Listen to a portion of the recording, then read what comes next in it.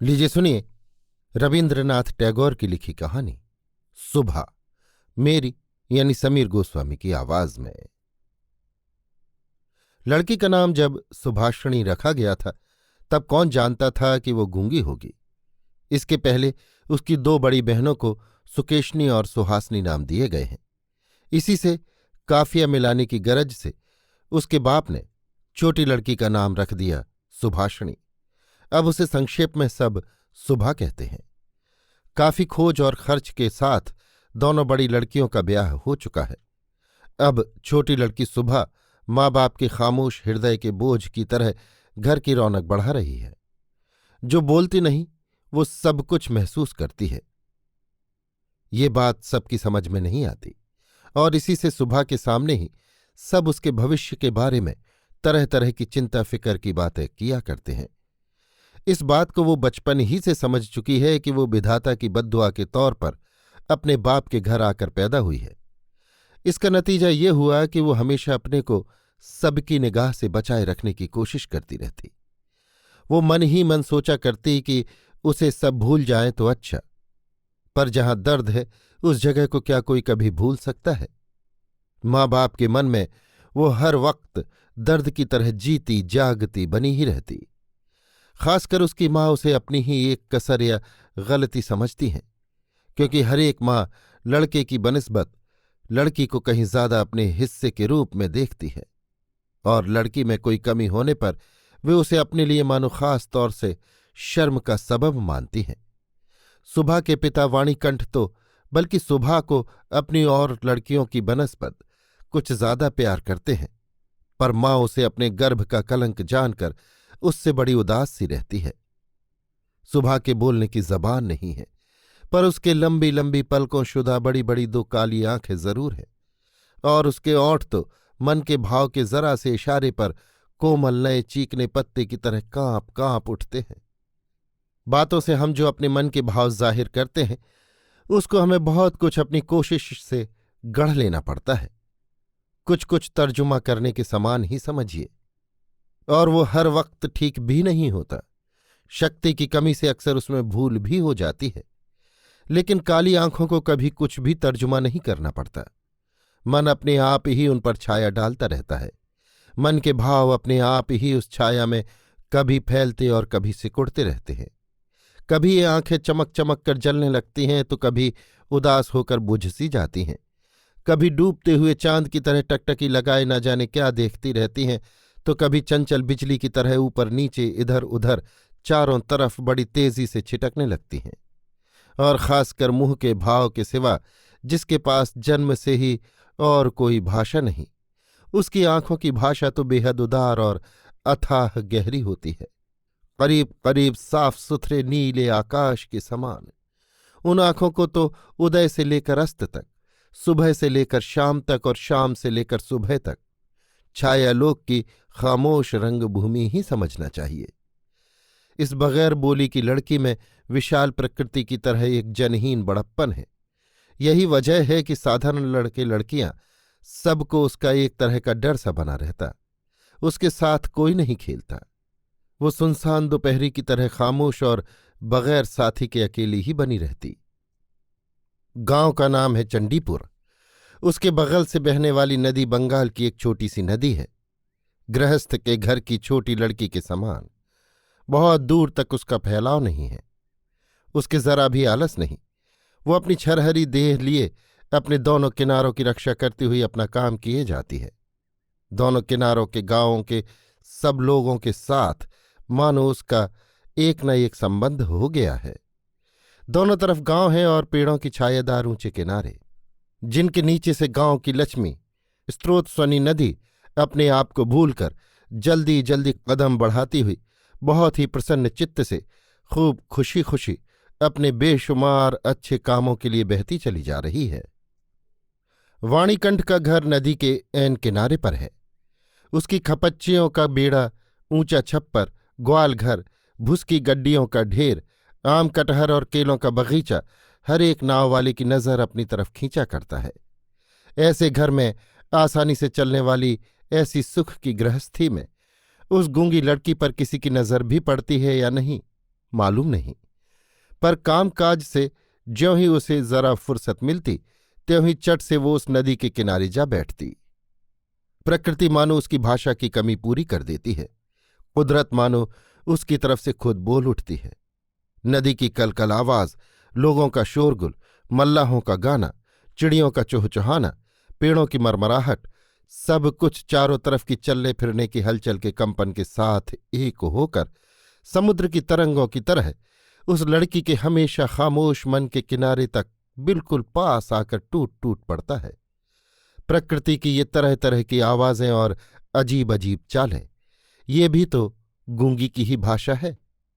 बड़ी बड़ी आंखों और उससे भी बड़ी पलकों वाली सुबह की भाषा का ही मानो वो सारी दुनिया में फैला हुआ एक विस्तार है, जिसमें झींगरों की झनकार से गूंजती हुई हरी हरी दूबशुदा जमीन से लेकर शब्दातीत नक्षत्र लोक तक केवल इंगित, संगीत और भंगिमा, सिर्फ इशारे, हाव भाव, रोना बिलखना, लंबी सांसें, गीत और संगीत ही भरा पड़ा है।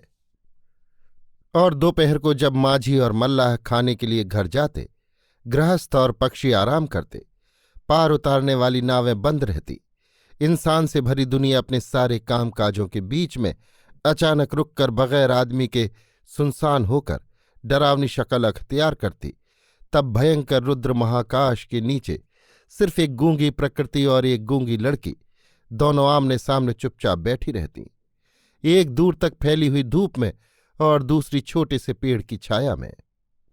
सुबह की खास सहेली कोई है ही नहीं, सो बात नहीं। ग्वाल घर में 2 गायें हैं, एक का नाम है सरबती और दूसरी का पार्वती। ये नाम सुबह के मुंह से उन गायों ने कभी नहीं सुने, पर उसके पैरों की आहट को वे खूब पहचानती हैं। सुबह का बिन बातों का एक ऐसा खामोश करुण स्वर है जिसका मतलब वे बोली की बनिस्बत ज्यादा आसानी से समझ जाती हैं। सुबह कभी उन पर लाड़ करती है, कभी डांटती है और कभी आरजू का भाव दिखाकर उन्हें मना भी लेती है। इन बातों को उसकी सारो और पारो इंसान से कहीं ज्यादा और अच्छी तरह समझ जाती हैं। सुबह ग्वालघर में घुसकर अपनी दोनों बाहों से जब सारो की गर्दन पकड़कर उसके कान के पास अपनी कनपट्टी रगड़ती, तब पारो प्यार की निगाह से उसकी तरफ देखती हुई उसकी देह चाटने लगती। सुबह दिन भर में कम से कम 3 बार तो नियम से ग्वालघर में जाया करती, इसके सिवा अनियमित आना जाना भी बना रहता। घर में जिस दिन वो कोई कड़ी बात सुनती, उस दिन उसका वक्त अपनी गूंगी सखियों के पास ही बीतता। सुबह की बर्दाश्त करने वाली और रंज से खामोश चितवन को देखकर न जाने कैसी एक अंदाज करने वाली अंधी अंदरूनी ताकत से वे उसके मन की बात और दर्द को समझ जाती और उसकी देह से सटकर धीरे धीरे उसकी बाहों पर सींग घिस घिस कर अपनी खामोश व्याकुलता से उसे तसल्ली देने की कोशिश करती। इसके सिवा बकरी और बिल्ली का बच्चा भी था। उनके साथ सुबह की ऐसी बराबरी की मित्रता तो नहीं थी, फिर भी वे उससे मोहब्बत रखते और उसके माफिक चलते। बिल्ली का बच्चा चाहे दिन हो या रात, जब तब सुबह की गर्म गोद पर बिना किसी संकोच के अपना हक जमा लेता और सुख की नींद सोने की तैयारी करता। और सुबह जब उसकी गर्दन और पीठ पर अपनी कोमल उंगलियां फेर देती, तब तो वो भीतर से ऐसा भाव जाहिर करने लगता कि जैसे उससे उसकी नींद में खास मदद मिल रही हो। ऊंचे दर्जे के जीवों में सुबह को और भी एक साथी मिल गया था, लेकिन उसके साथ उसके ठीक कैसे ताल्लुकात थे इसकी पक्की खबर बताना मुश्किल है, क्योंकि उसके बोलने की जबान है और ये है गूंगी, लिहाजा दोनों की बोली एक न थी। वो था गुसाइयों का छोटा लड़का प्रताप। लड़का बिल्कुल आलसी और निठल्ला था। उसके माँ बाप ने बड़ी कोशिशों के बाद इस बात की उम्मीद तो कतई छोड़ दी थी कि वो काम धंधा करके घर गृहस्थी की कुछ मदद या तरक्की करेगा। निठल्लों के लिए ये एक बड़ा सुभीता है कि घर के लोग उन पर भले ही नाखुश रहें, पर बाहर वालों को उन पर काफी मोहब्बत होती है, क्योंकि किसी काम में फंसे न रहने से वे सरकारी मिल्कियत से बन जाते हैं। शहरों में जैसे घर के ताल्लुक से बिल्कुल अलग एक आध सरकारी बाग बगीचे का रहना निहायत जरूरी है, वैसे ही गांव में 2-4 निठल्ले सरकारी आदमियों का रहना बहुत ही आवश्यक है। कामकाज में, हंसी खेल में जहां कहीं एक आदमी की कमी दिखी, वहीं वे चट से हाथ के पास ही मिल जाते हैं। प्रताप को मछली पकड़ने का बड़ा शौक है। इससे उसका आसानी से बहुत सा वक्त कट जाता है। तीसरे पहर नदी के किनारे अक्सर वो इस काम में मशगूल दिखाई देता और इसी बहाने सुबह से उसकी अक्सर मुलाकात हुआ करती। चाहे किसी भी काम में हो, बगल में एक साथी मिल जाने से प्रताप रहता बड़ा खुश है। मछली पकड़ते समय खामोश साथी ही सबसे अच्छा समझा जाता है। इसलिए प्रताप सुबह की खूबी जानता और कदर करता है। यही वजह है कि और सब तो सुबह को सुबह कहते हैं और प्रताप जरा और भी उसमें प्यार मिलाकर सुबह को सू कहकर पुकारता। सुबह इमली के पेड़ के नीचे बैठी रहती और प्रताप पास ही जमीन पर बैठा हुआ पानी में कांटा डालकर उसी की तरफ देखता रहता। प्रताप के लिए सुबह की तरफ से रोज एक पान बंधा हुआ था और उसे वो खुद अपने हाथ से लगाकर लाती, और शायद बहुत देर तक बैठे बैठे देखते देखते उसकी तबीयत होती कि वो प्रताप को कोई एक खास मदद पहुंचावे, उसके किसी काम में सहारा दे। उसके ऐसा जी में आता कि वो किसी तरह जता दे कि इस दुनिया में वो भी एक कम जरूरी चीज नहीं, पर उसके पास ना तो कुछ करने को था और न कुछ वो कर ही सकती थी। तब वो विधाता से ऐसी दुआ मांगती कि किसी जादू मंतर से चट से उसे कोई ऐसी ताकत या चीज मिल जाए कि जिसे दिखाकर प्रताप को वो दंग कर दे, और फिर वो भी कहने लगे, अच्छा सू में ये करामात, मुझे क्या मालूम था। मान लो सुबह अगर जल कुमारी होती और धीरे धीरे पानी में से निकलकर सांप के माथे की मणि घाट पर रख जाती, प्रताप अपने इस तुच्छ काम को छोड़कर उस मणि को लेकर पानी में डुबकी लगाता और पाताल में जाकर देखता कि चांदी के महल में सोने के पलंग पर वो कौन बैठी है। अचंभे से मुंह बाकर कहता, अरे ये तो अपने वाणीकंठ के घर की वही गूंगी लड़की है, सू, मेरी सू।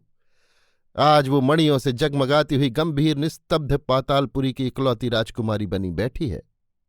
तो क्या ये बात हो ही नहीं सकती? क्या ये बिल्कुल ही नामुमकिन बात है? असल में कुछ भी नामुमकिन नहीं। फिर भी सू बगैर रियाया की पातालपुरी के राजघराने में पैदा न होकर वाणीकंठ के घर जन्मी है, और इसलिए वो आज गुसाइयों के घर के लड़के प्रताप को किसी भी तरह ताज्जुब में नहीं डाल सकती। सुबह की उम्र आए दिन बढ़ती ही जा रही है। धीरे धीरे मानो वो अपने आप में कुछ महसूस कर रही है, मानो किसी एक पूनों के दिन किसी समुद्र से एक ज्वार सी आकर उसकी रूह को वो किसी एक नई और ना कहीं जाने वाली जिंदा दिली से भर भर देती है। अब मानो वो अपने आप को देख रही है, कुछ सोच रही है, कुछ पूछ रही है, पर समझ कुछ नहीं पाती। पूनों की गहरी रात में उसने एक दिन धीरे से अपने कमरे की खिड़की खोलकर डरते डरते मुंह निकालकर बाहर की ओर देखा कि पूर्णिमा प्रकृति भी उसी की तरह लेटी हुई दुनिया के ऊपर अकेली पड़ी जाग रही है। वो भी यौवन के रहस्य से, आनंद से, खुशी से, उदासी से, असीम निर्जनता के बिल्कुल आखिरी हद तक, यहां तक कि उसे भी पार करके चुपचाप स्थिर खड़ी है।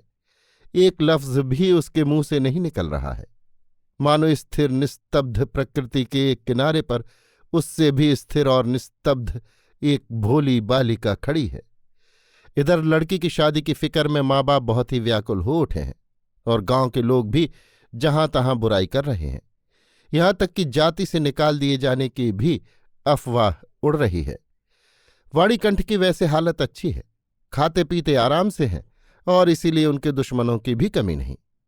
स्त्री पुरुषों में इस बात पर बहुत कुछ सलाह मशविरा हुआ। कुछ दिनों के लिए वाणीकंठ गांव से बाहर परदेश चले गए। अंत में एक दिन वापस आकर स्त्री से बोले, चलो कलकत्ते चले।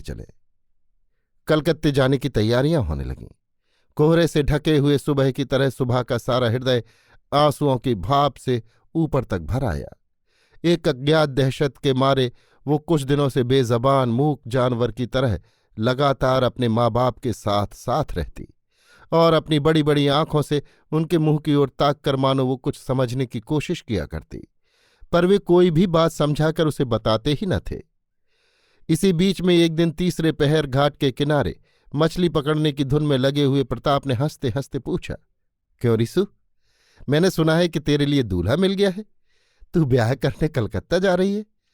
देखना कहीं हम लोगों को भूल न जाना। कहकर वो पानी की तरफ देखने लगा। तीर से बिंधी हुई हरणी जैसे शिकारी की ओर ताकती और आंखों ही आंखों में कहती रहती है, मैंने तुम्हारा क्या बिगाड़ा था। सुबह ने भी लगभग वैसे ही प्रताप की ओर देखा। उस दिन वो पेड़ के नीचे नहीं बैठी। वाणीकंठ बिस्तर से उठकर बैठे तमाकू पी रहे थे। सुबह उनके पैरों के पास बैठकर उनके मुंह की तरफ ताकती हुई रोने लगी। अंत में लड़की को ढांढस और तसल्ली देते हुए बाप के सूखे गालों पर आंसू की 2 बूंदें ढलक पड़ी। कल कलकत्ते रवाना होने की साइत है। सुबह ग्वालघर में अपनी सहेलियों से विदा लेने आई है। उन्हें अपने हाथों से खिलाकर गले में बांह डालकर दोनों आंखों से खूब जी भर के बातचीत करने लगी। उसकी दोनों आंखों से टप टप आंसू गिरने लगे। उस दिन उजाले पाख की 10वीं की रात थी। सुबह अपनी कोठरी में से निकलकर अपने उसी हमेशा के जाने पहचाने हुए नदी किनारे के कच्चे घाट के पास घास पर औंधी लौट गई, मानो वो अपनी और अपने सरीखी तमाम गूंगी मानव जाति की धरती माता से अपनी दोनों बाहों से लिपट कर कहना चाहती है, तू मुझे कहीं मत जाने दे मां, मेरी तरह तू भी मुझे अपनी बाहों से पकड़े रख, कहीं मत जाने दे। कलकत्ते के एक किराए के मकान में एक दिन सुबह की मां ने सुबह को पहरा उड़ाकर खूब अच्छी तरह सजा दिया, कसकर बाल बांध दिए, जूड़े में जरी का फीता लपेट दिया, गहनों से लाद कर उसकी कुदरती खूबसूरती को भरसक मिटा दिया।